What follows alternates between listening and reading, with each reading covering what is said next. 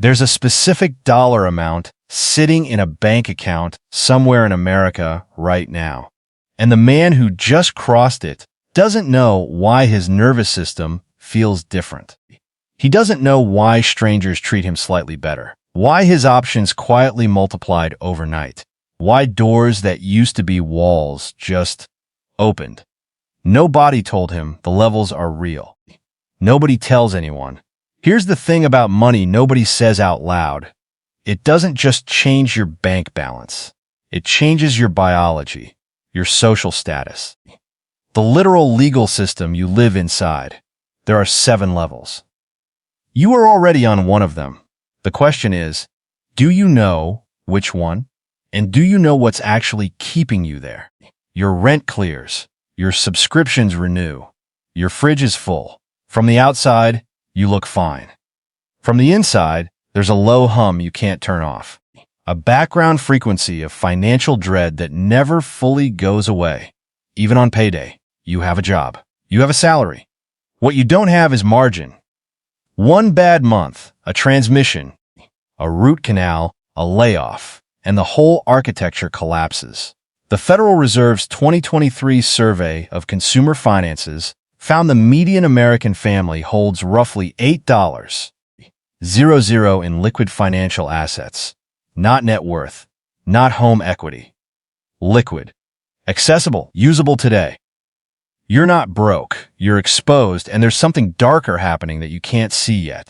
Economists Sendhil Mullainathan of Harvard and Eldar Shafir of Princeton published research in their 2013 book, Scarcity, later validated across multiple peer-reviewed studies, showing that financial stress literally reduces your cognitive bandwidth.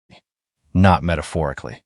Neurologically, the effect is equivalent to a 13-point drop in functional IQ performance. Not because you're less intelligent, because your working memory is consumed by financial threat calculation, running constantly in the background, burning processing power you needed for something else. So the very decisions you need to make to escape level 1 become harder to execute while you're inside it.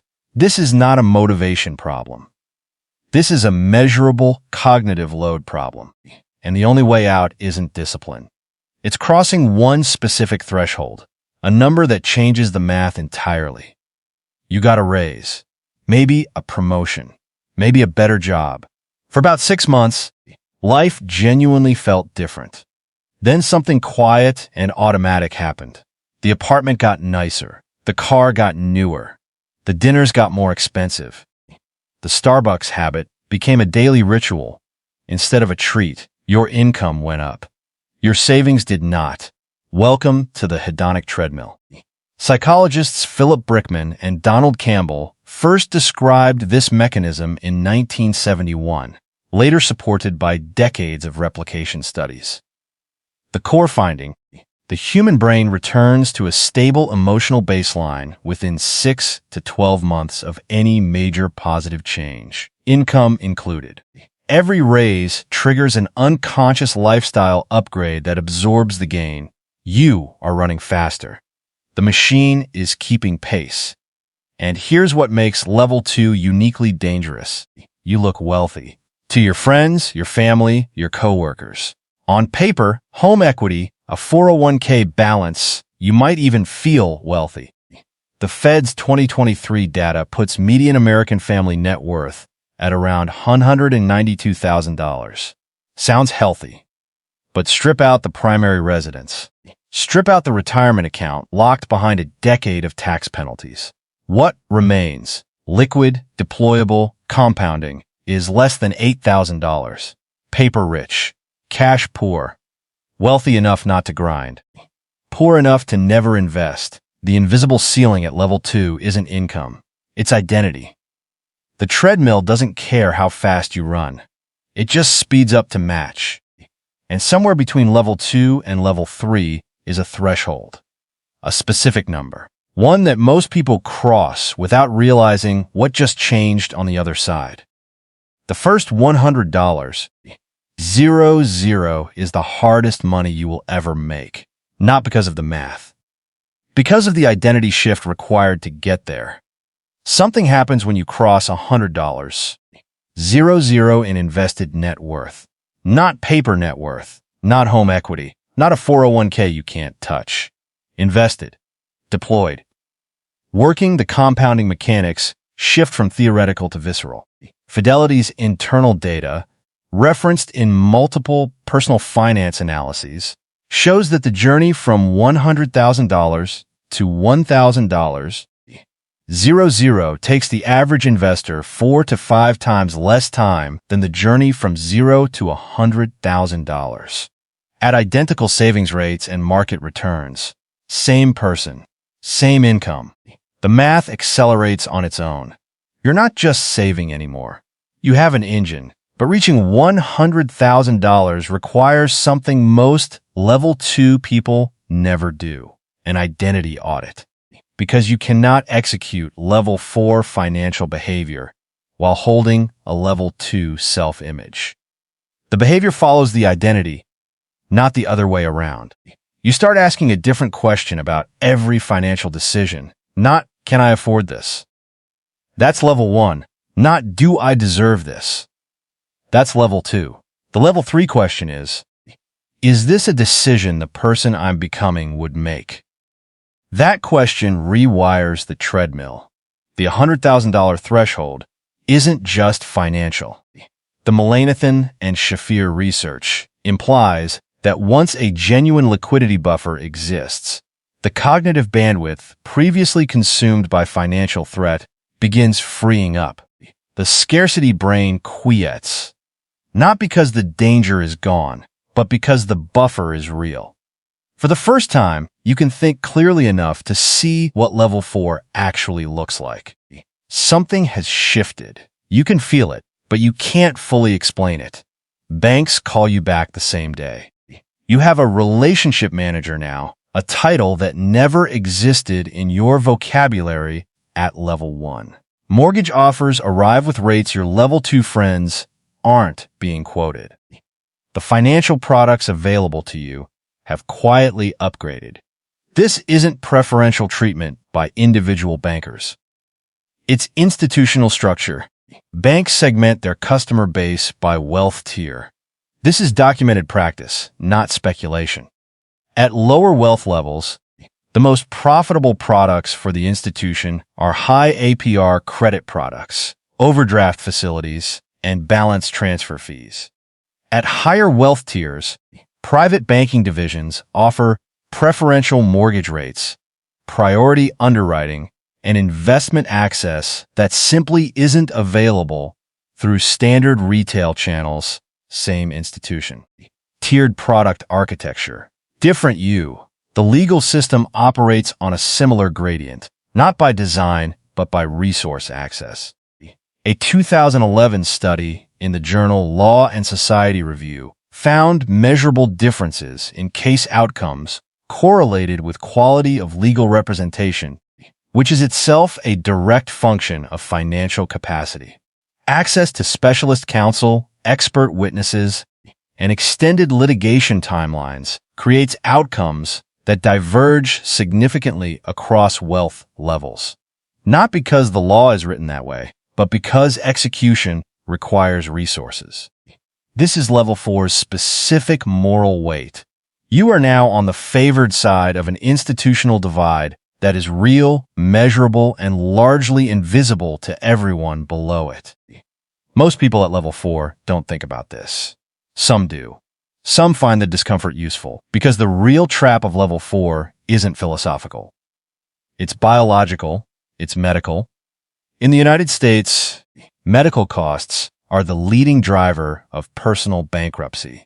A widely cited 2019 study in the American Journal of Public Health estimated that 66.5% of all U.S. bankruptcies were tied to medical issues, either bills, lost hot work, or both. Pause on that number. 2/3 of financial catastrophes in the wealthiest country on earth trace back to the same event. Someone got sick at the wrong wealth level. At level 1 and level 2, a single health emergency can structurally reset years of financial progress. The liquid savings that took 18 months to build disappear in one hospital billing cycle. The compound interest engine that finally started producing. Silent. At level 5, the architecture is different. Health savings accounts optimized across their triple tax advantage. Pre-tax contributions, tax-free growth, tax-free withdrawals for qualified expenses. Private insurance tiers with low deductible structures that remain cost-prohibitive at lower income levels. Liquid reserves deep enough to absorb a crisis without liquidating long-term positions. Level 5 doesn't just survive a health emergency. It barely interrupts the trajectory. The same biological event, same diagnosis, same treatment protocol, produces financial ruin at level 2 and a one-line entry in a level 5 spreadsheet. This is not luck. It is not work ethic. It is structural access. The wealth level determines which version of the healthcare finance interface you encounter. Level 5 is the first level where financial catastrophe risk becomes genuinely manageable. You didn't just get healthy. You got safe. And with that safety comes one new question. One number. One mathematical boundary almost nobody discusses clearly. What is the exact dollar amount where work becomes optional?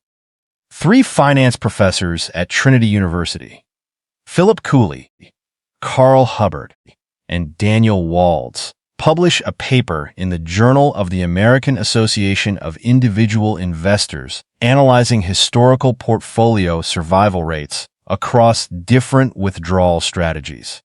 The finding becomes foundational. At a 4% annual withdrawal rate, a diversified portfolio invested across U.S. equities and bonds has historically survived 30-plus years of withdrawals, with principal intact. Across nearly every market cycle studied, including crashes, this becomes known as the 4% rule. Do the math for your life, 1 million thousand invested. 4%, $40,000 per year, before any Social Security, pension, or additional income. Covers median living expenses across most of the United States, Canada, Australia, and significant portions of the United Kingdom. $1,500,000 invested. $60,000 per year. Without touching the principal, this is the mathematical threshold where the paycheck becomes structurally optional. Not retirement, not stopping work, just choice.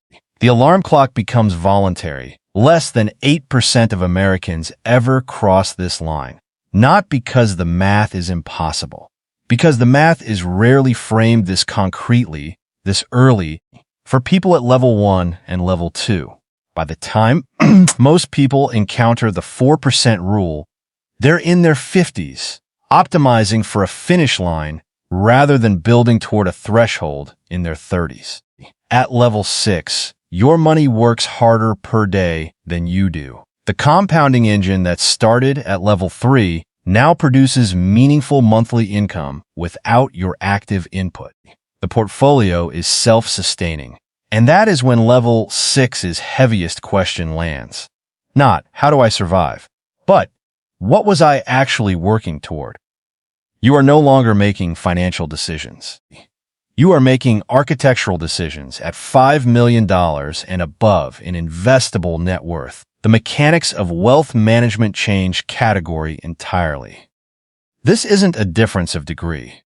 It's a difference of kind. You operate through structures, not accounts. A family office, either a single-family office managing your assets exclusively, or a multifamily office shared across several ultra-high net worth clients, replaces the retail brokerage relationship you had at level 3.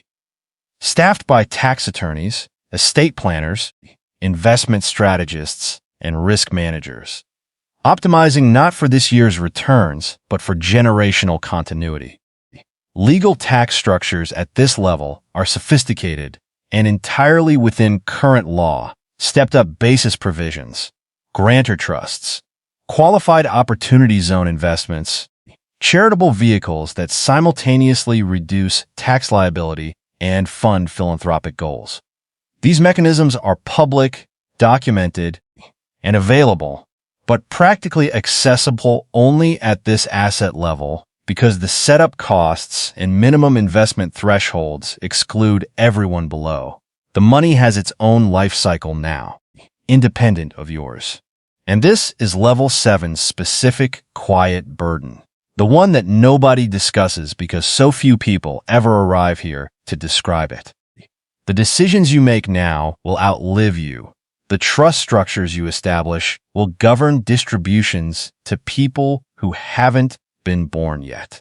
The philanthropic foundations you create will operate for decades after your death. The investment frameworks you build will compound across generations of your family. At level 1, the financial question is, will I make it to next month? At level 3, the question is, how do I accelerate? At level 6, the question is, what was this for? At level 7, the question becomes, what do I want to remain when I'm gone? Most people never arrive here, not because they lack the discipline. Because the compounding math at level 3 requires time. And most people learn about level 3 too late to use it. The weight of level 7 isn't the money. It's the clarity that the distance between level 1 and here was almost entirely a function of when you understood the map. Somewhere right now, there is a 24-year-old in Chicago, in Manchester, in Toronto. In Sydney, he's paying his bills. He's saving a little. He's doing what he understood to do. He can't name the feeling. But it's there. A low hum. A background frequency of financial dread that never fully goes away. He doesn't know which level he's on. He doesn't know the levels exist. He doesn't know that the cognitive load of his financial stress is measurably reducing his decision-making capacity, making the exact choices he needs harder to execute the longer he delays them. He doesn't know that $100,000 invested isn't just a number. It's the point where the math changes category. He doesn't know that the 4% rule is public, simple, and would reframe every financial decision he makes for the next 15 years. The information exists. It always did. It's just not the information that gets surfaced first. He just knows something is holding him back. He can't name it yet. You can.